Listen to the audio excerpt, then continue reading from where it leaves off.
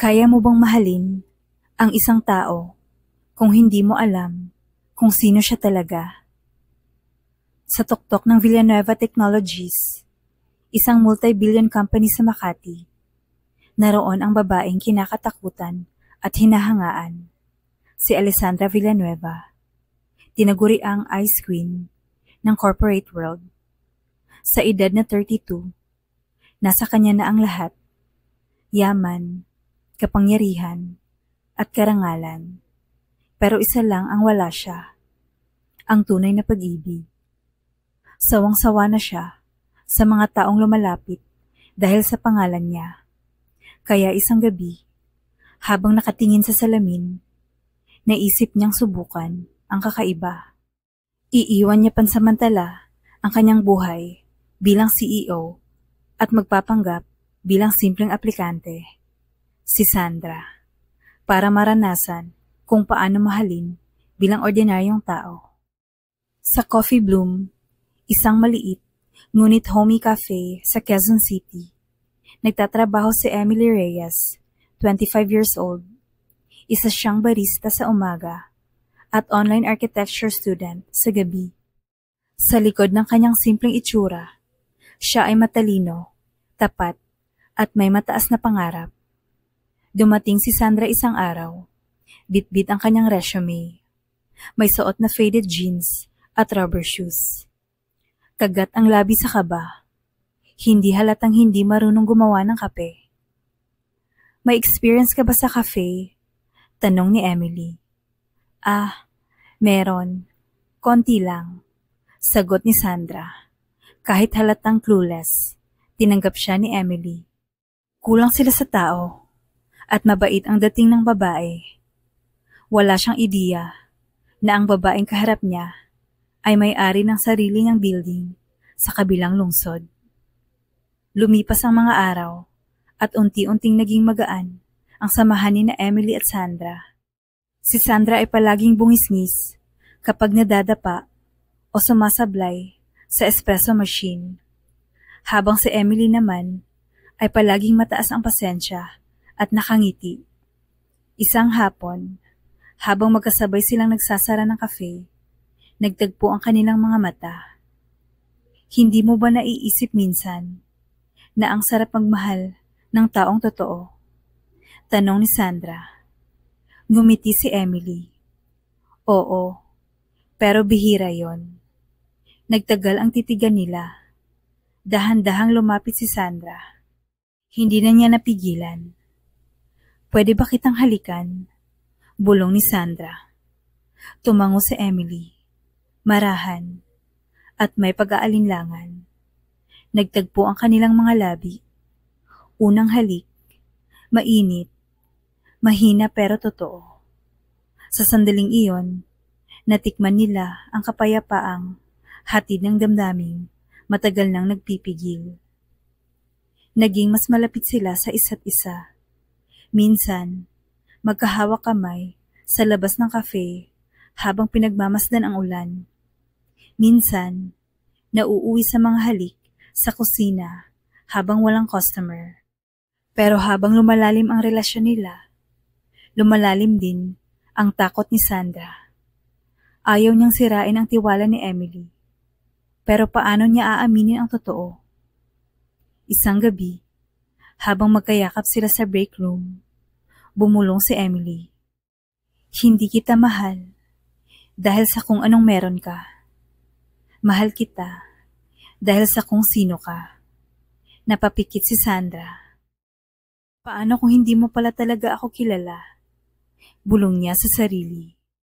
Makalipas ng ilang linggo, nang may delivery order ang cafe sa isang corporate client, napadpad si Emily sa business district. Laking gulat niya nang makita ang isang billboard sa EDSA.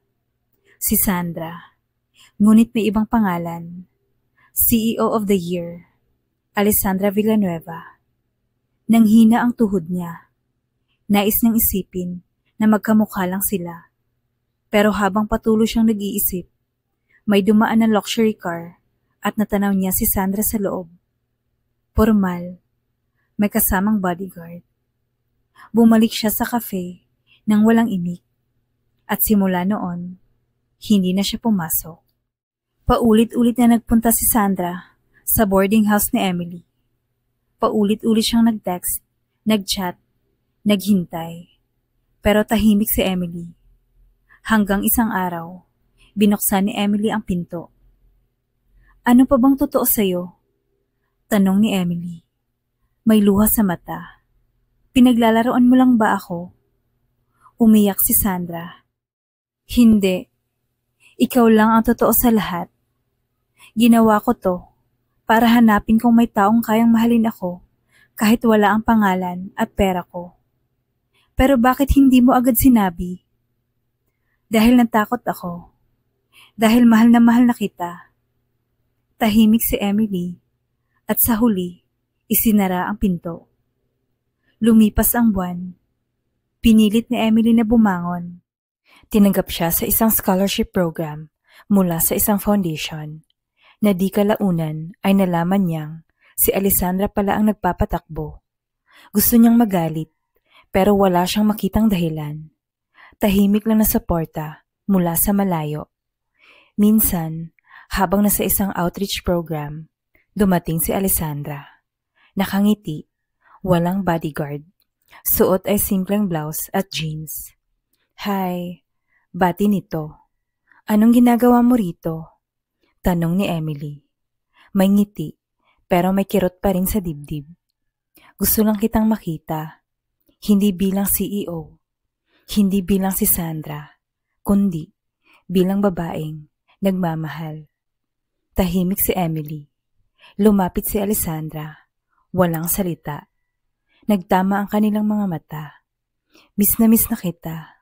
Bulong ni Alessandra. Sa wakas, dahan-dahang lumapit si Emily. 1, 2, 3 hakbang. Hanggang sa maglapat muli ang kanilang mga labi. Mas mapusok na ngayon, puno ng damdamin, lungkot at pag-asa. Mula noon, muling binuo ni Emily at Alessandra ang kanilang relasyon. Nang walang lihim, walang takot. Si Alessandra ay naging bukas sa media tungkol sa relasyon nila at si Emily ay nagsimulang sumikat bilang isang rising architect. Nang makatapos si Emily ng board exam, si Alessandra mismo ang unang yumakap sa kanya, sa harap ng maraming tao. Proud ako sa'yo, sabi ni Alessandra, bago niya ito hinalikan sa labi. Mahaba, walang pakialam sa paligid. Sa isang intimate beach wedding, sa Batangas, sa harap ng iilang malalapit na kaibigan at pamilya, ikinasal sila. Si Emily, suot ang simpleng white jumpsuit at si Alessandra, suot ang ivory dress na siya mismo ang pumili. Sa ilalim ng mga bituin, walang sikretong naiwan. 2 pusong buong-buo na ang pag-ibig sa isa't isa. Sa pag-ibig, hindi mahalaga kung gaano karami ang meron ka, kundi gaano ka katapat sa pagbibigay. Sapagkat ang yaman ay nawawala, pero ang katapatan ay mananatili. Kaya't kung magmamahal ka, mahalin mo, hindi dahil sa maskara nila, kundi sa puso nilang totoo. Thank you for watching. Please don't forget to like and subscribe. Bye!